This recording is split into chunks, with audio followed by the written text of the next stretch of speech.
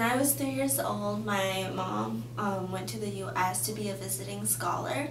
Because my dad was too busy with his job, I was left with my maternal grandparents in a town in Anhui province.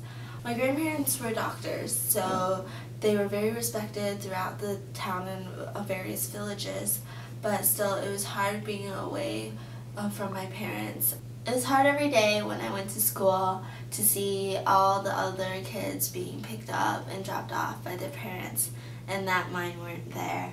Other things that made it difficult were some people's humor, which was very typical in China. One of them I remember the most clearly is my neighbor.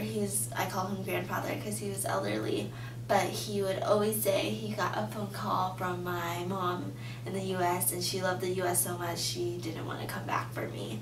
And as a 3-year-old, it's a very hard thing to understand the humor of. And so my mom came back when I was a year later, when I was 4, but she decided to leave again soon after to pursue her doctorate degree. I didn't understand why she left, and my hope for a complete family kind of disintegrated then, and so I was really mad at my mom. I was very resentful. I never picked up her phone calls, even though they cost so much back then to make a phone call home, and she'd call it all the time.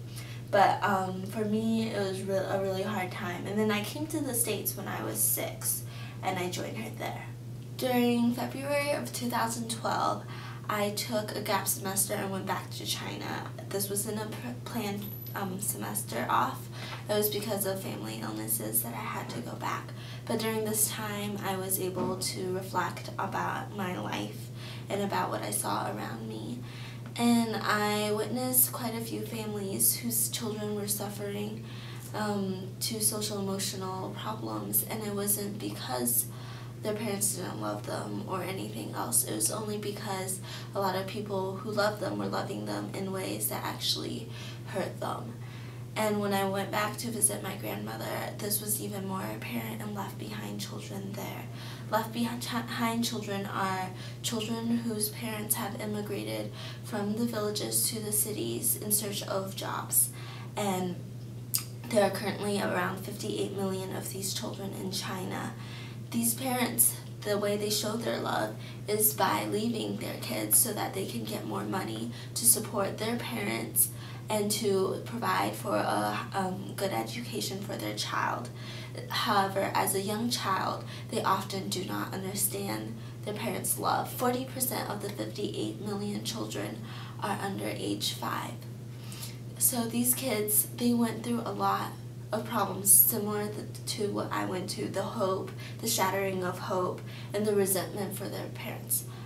I, however, was not really a left behind child because I had grandparents who had an education, who knew of proper nutrition, of the basics of how to educate a child so that they can be complete. However, these children don't, as most of their caretakers, who are their grandparents, are uneducated.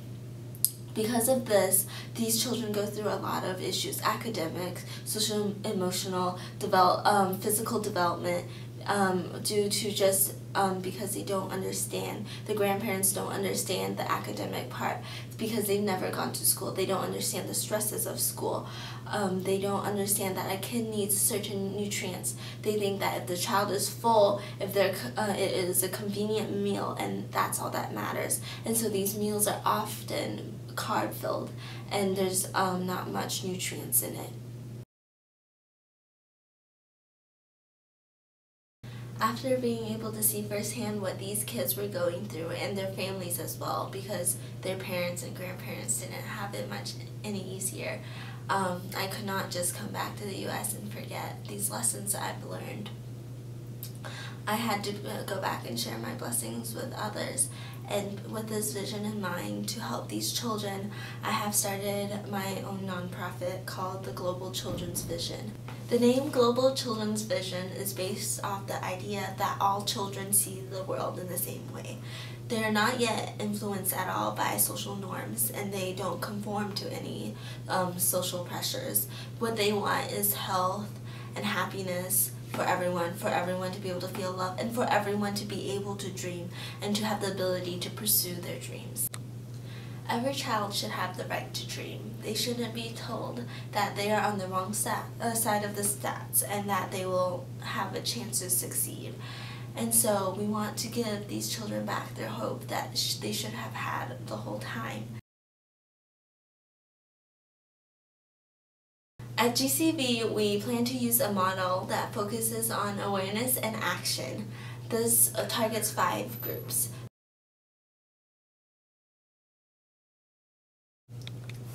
First, we would like to target the grandparents. The grandparents grew up in a different context than the grandchildren. They grew up in the Cultural Revolution. They don't quite understand the technological era that their grandchildren are going through. And because most of them are uneducated, they don't understand the stresses that come along with school.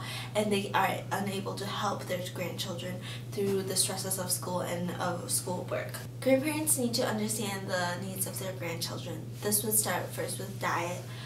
The grandparents need to understand that even though a carb diet is much easier and cheaper to make, the grandchildren need more than this to stay healthy. They also need other sorts of medical care, such as vaccinations. In addition, they need to understand that the absence of their parents is very hard on the grandchildren, and that there are a lot of thoughts not being expressed. More communication must happen. And this would be first by addressing a lot of the miscommunications caused by their different backgrounds. Secondly, the parents need to understand the effects of their absence on their children. We understand that the parents need to go to the cities in order to get enough income to support their families. However, they need to be able to make an educated choice about when and how after they leave to maintain the relationship with their kids. Research has shown certain things to be very effective, such as the parents leaving when the children are a little bit older, such as after age 7, or if only one of the parents, specifically not the mother, left. Also, other things that would help is frequent phone calls that inquire about how the kids felt, rather than short phone calls that just talks about the general well-being of the family. In this way, the parents can leave and understand the consequences of their actions so that they can have little or no regrets.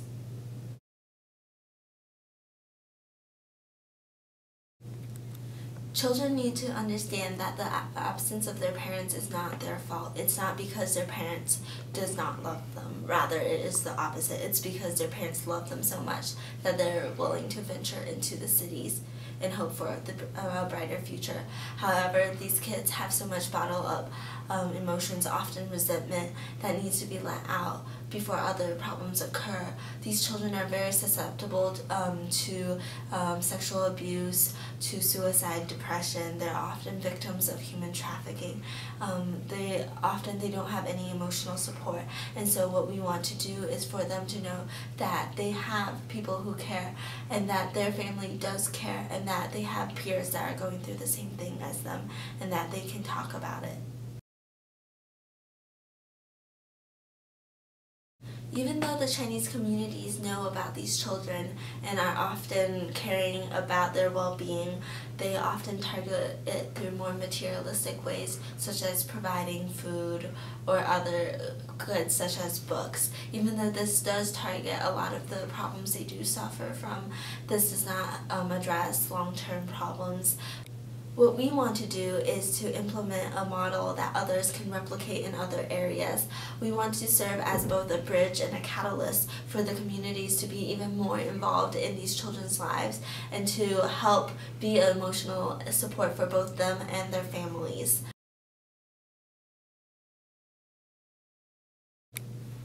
As for the international community, we want them to understand that the issues these children and their families face.